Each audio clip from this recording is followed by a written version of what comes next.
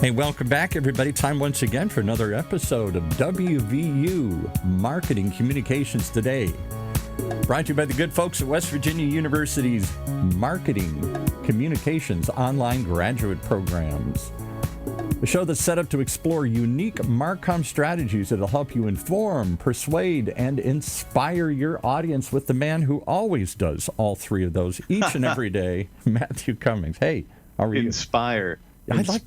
That's the one I liked. It's not enough to just inform. You got to persuade me. Is this really going to work? And then you got to inspire me because I know it works, but I'm too lazy. It's all about heart, Paul. It's how it is. It's all about love. Right.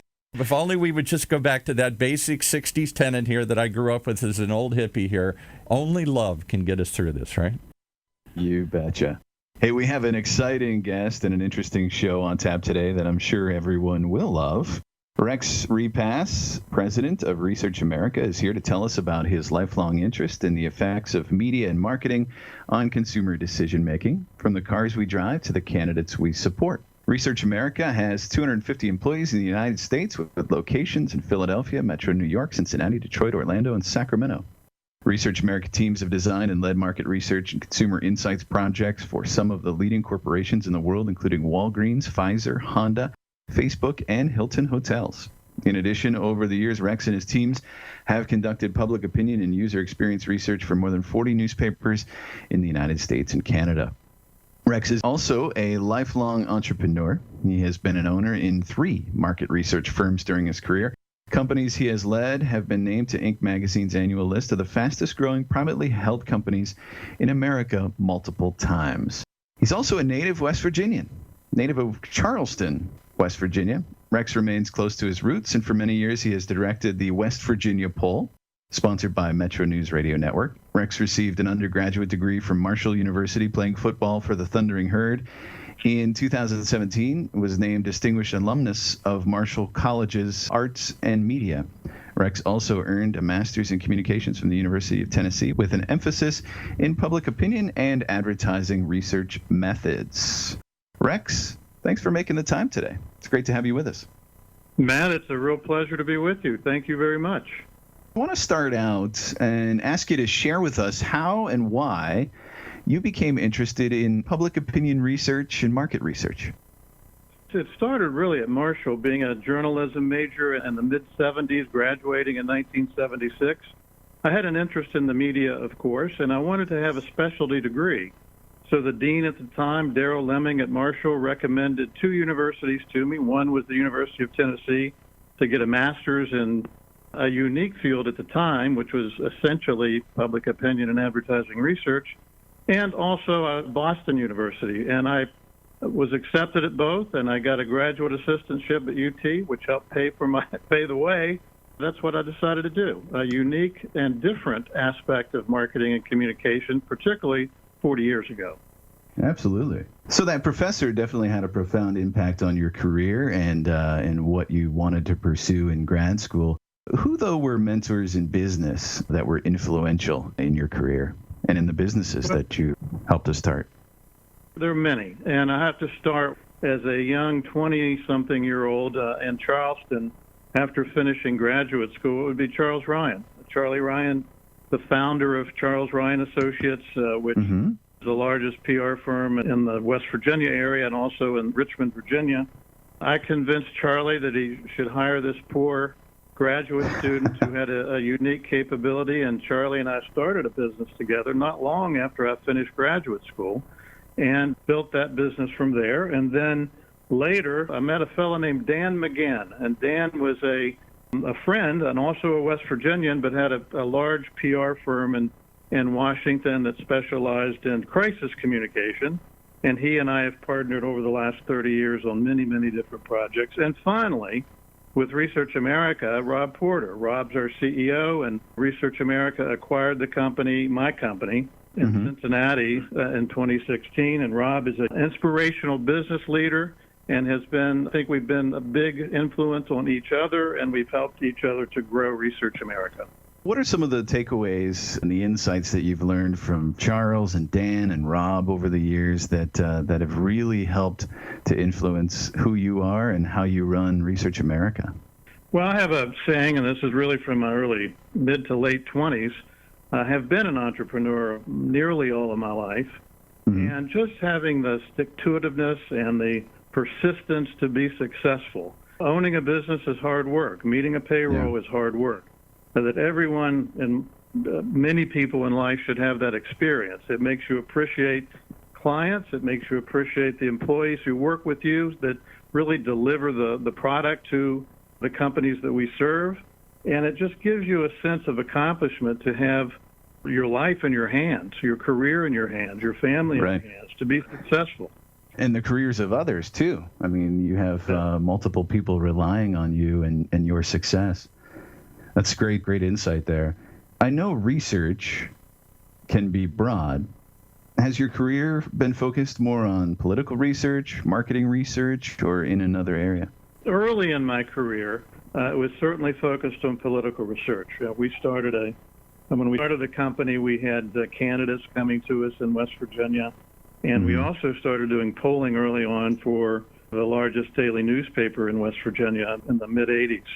And we were able to kind of parlay that into the marketing research side of the business. I love the political research. We still do some of that as well.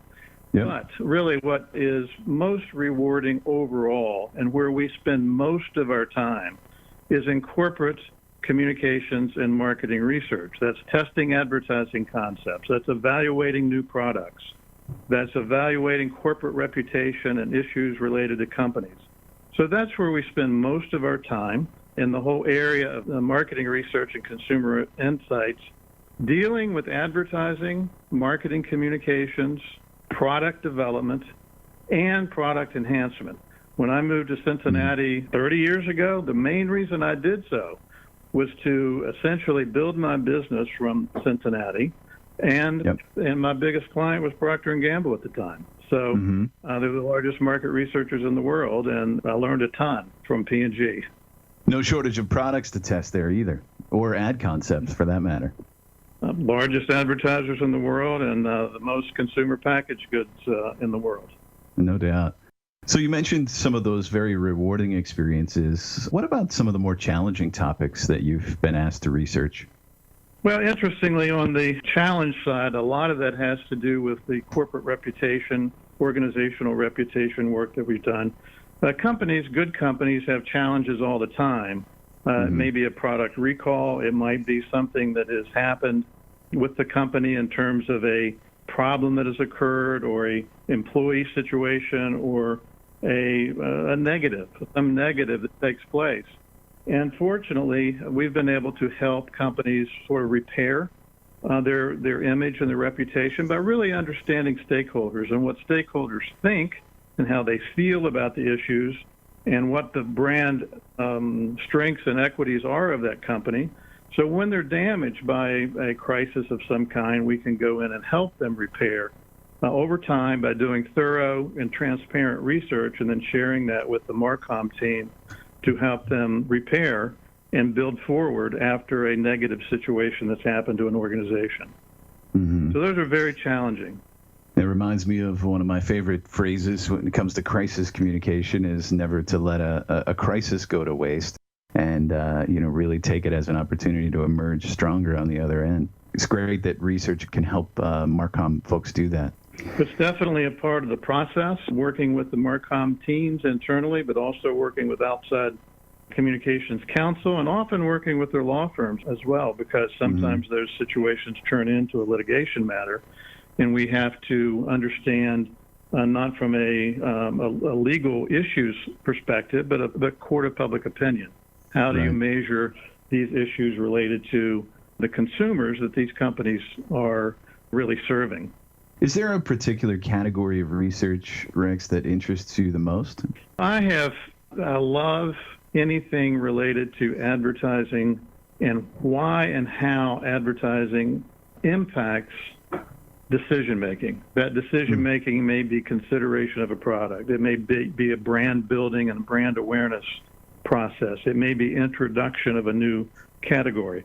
And that stems all the way back to my graduate school days. And a mentor in graduate school that I stayed very close to for many years was a fellow named Jack Haskins, who led the Communications Research Center at the University of Tennessee.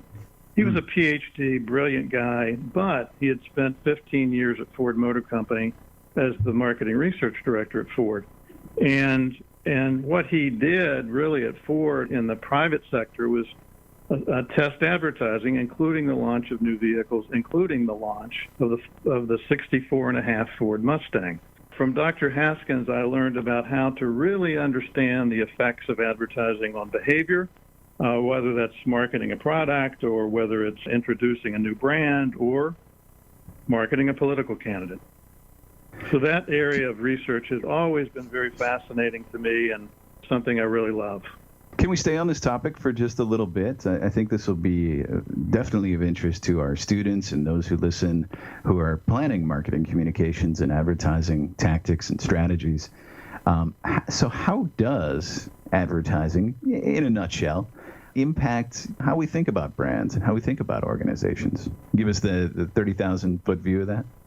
Sure. If you think about the linear approach, how do consumers become aware of a product? First, it's some form of communication. Obviously, what generates the most awareness is paid advertising, whether that's now traditional advertising or digital media. Right.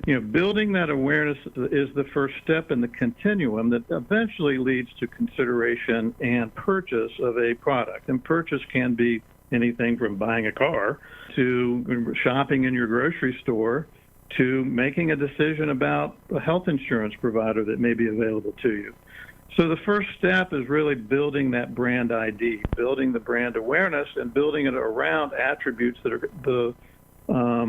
are unique to that brand. As researchers, as marketers, they're certainly developing campaigns around the strength of a brand. And what we're doing early on is evaluating what messaging is persuasive, what graphic elements are persuasive, which ads are most likable, and then building that awareness, which leads to consideration, which then leads to purchase intent, which, if satisfied, then leads to repeat purchase.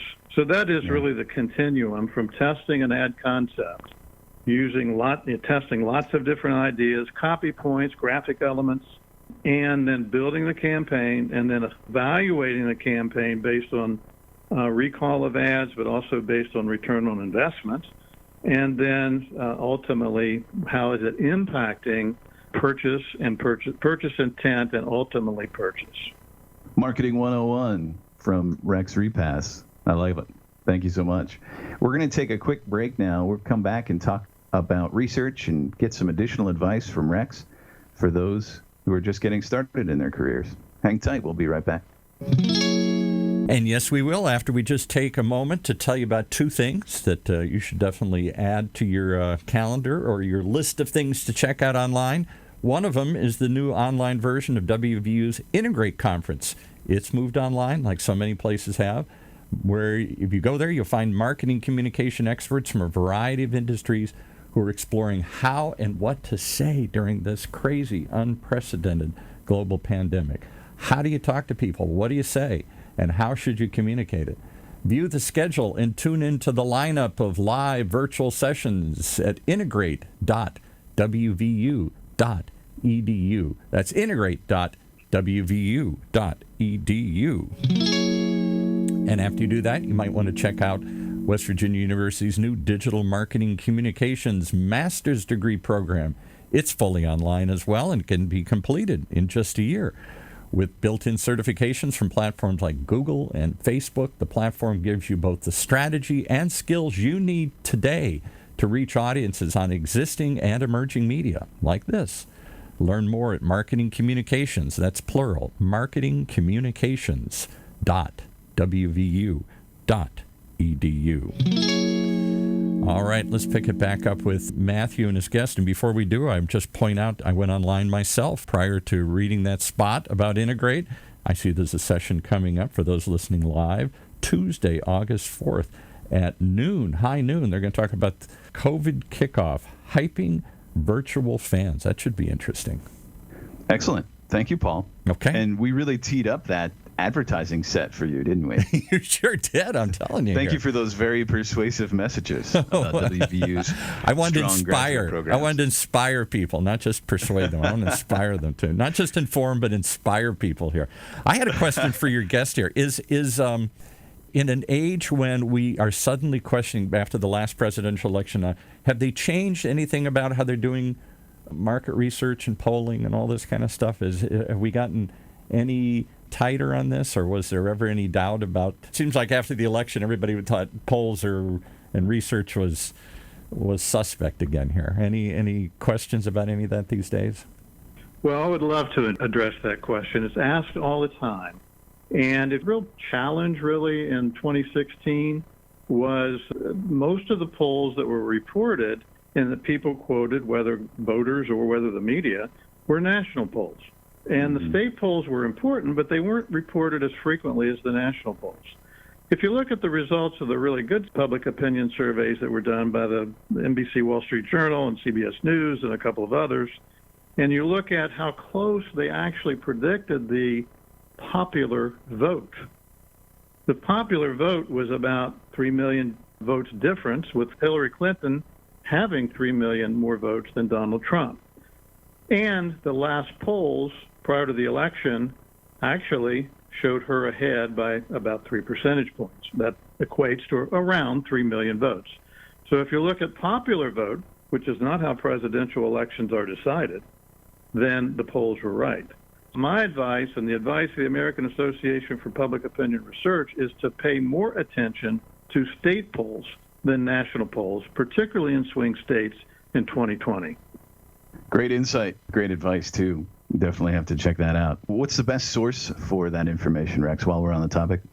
A good site is Real Clear Politics, which looks at individual state polls and lists them by date, by methodology, by sample size, and so that is a good source.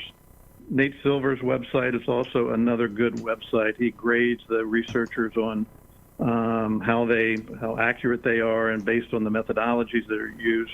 The earlier question was also about how have market researchers and public opinion pollsters changed their methodologies over the last several years. Well, one area of importance is using hybrid methodologies for data collection.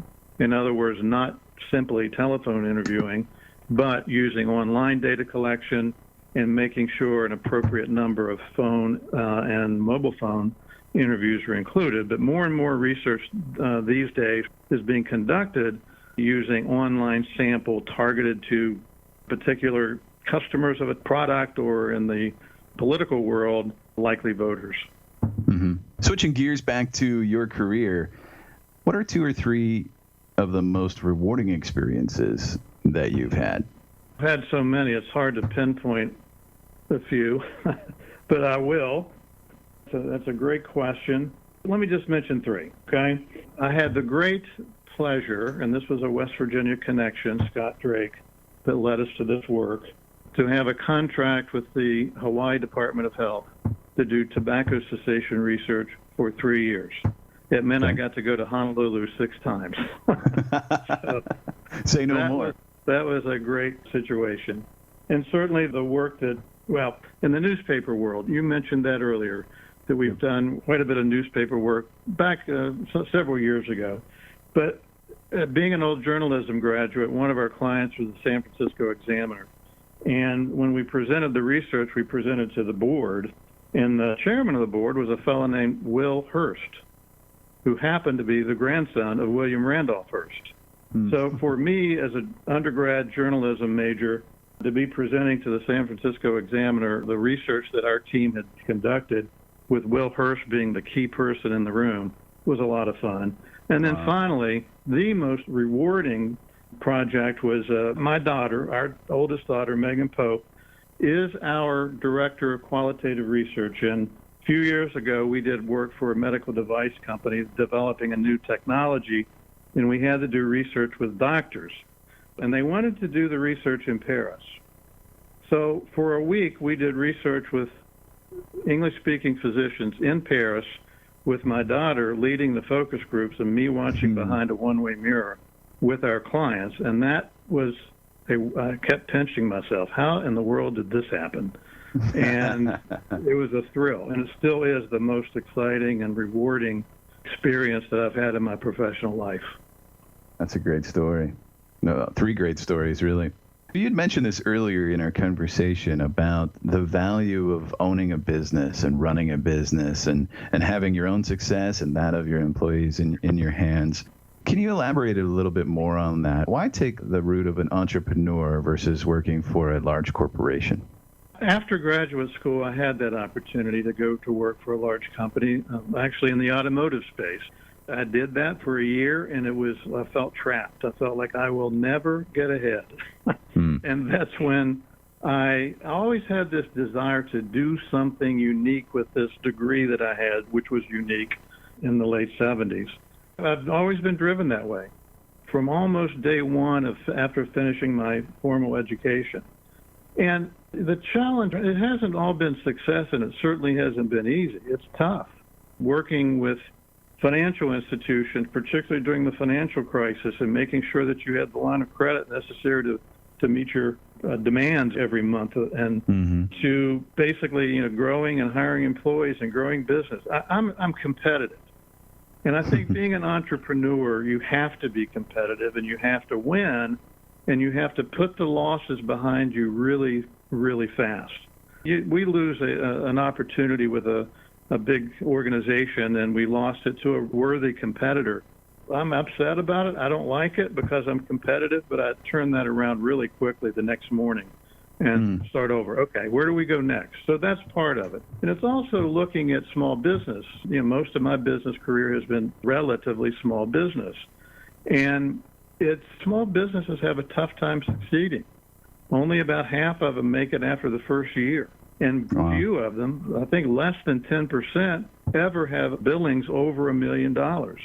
So that was always a goal. Can I make it to $1 million in revenue? Can I make it to the next level and the next level? And when I was in my late 20s, I put together a list of personal and business goals, about 40 of them. And I've met some of them, and I haven't met some of those goals. 40. But that's how I think. That's how I think how entrepreneurs are successful, and they roll quickly with the punch when you've had a bad news outcome. Good advice. Out of all of that, what's the biggest lesson that you've learned from owning and running your own business? I think the biggest lesson is having the perseverance to go to the next day. You take every day at a time and have goals for that day or that week and persevere. We have a lot of negative news right now. It's a tough economy that we live in. This COVID-19 challenge is challenging for all of us. But having a positive vision and just persevering and recognizing that failures or small bumps in the road you can overcome. That's just the way I think every day. And also having a passion for what you do. If you don't love this, if you're a business owner or in any job for that matter, you've got to love what you do. And I've always loved our product, the work that we do, but also love the business side of what we do. And it's fun. I'm passionate about it. I believe we make a difference in companies' lives, and we make a difference in the lives of our employees. And you've got to have that love and passion for what you do, at least I believe so, to be successful. So I want to wrap here with just one final question, and this is for young professionals, emerging professionals. Obviously, those who listen to this and the students in our grad programs are typically starting out in their careers or approaching the middle part of their career. What advice do you have for them, and especially for someone who might be interested in getting into market research and consumer insights? Where do you start? First of all, understanding that the journey is long, but don't be distracted by a barrier that comes up early in your career. We've all had them, and you've got to have the strength to overcome them. So it's a long journey. Make sure you love and are passionate about what you do. Make sure you're a lifelong learner, that you're learning about new techniques. I know the MarComm world is changing daily. It's hard to keep up with, and we're inundated with messages every day, and it's hard to break through. But be a lifelong learner. Understand every aspect, and particularly in any aspect of marketing or advertising. But if you're interested in consumer insights, you're curious, you're empathetic, you want to understand why people make decisions that they do, and learn every aspect of the business, from data collection to the analytics to the data science to now artificial intelligence and how that's growing into being an important part of market research, and be comfortable with math, which marketers aren't always comfortable with math. And I am. I'm the weird guy who took journalism classes in college, but also took a 5-hour calculus class. Right. And I think the important word there is be comfortable with. You don't have to be the expert, but you have to have that baseline knowledge so that you can speak the language. Great advice, Rex. Thank you so much for making the time and sharing it with us. And thank you for listening to WVU Marketing Communications Today from West Virginia University. I hope you found today's episode as informative as I have. And until next time, take care. You've been listening to WVU Marketing Communications Today, brought to you live from West Virginia University, a weekly program that sits at the intersection of data-driven decision-making and marketing practice, only on the Funnel Radio Network, for at-work listeners like you.